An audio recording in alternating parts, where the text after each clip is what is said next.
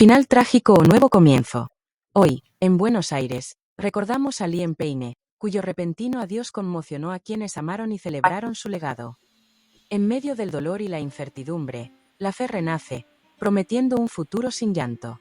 Las sombras del pasado se transforman en la luz de un destino divino, donde cada lágrima se disuelve en amor.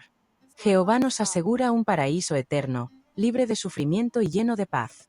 Este mensaje esperanzador une corazones, invitándonos a abrazar la promesa de una vida sin crueldad. Mantengamos viva la fe, recordemos a los que partieron y soñemos con un reencuentro en un mundo eterno y feliz.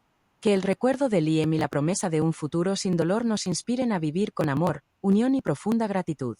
Siempre juntos.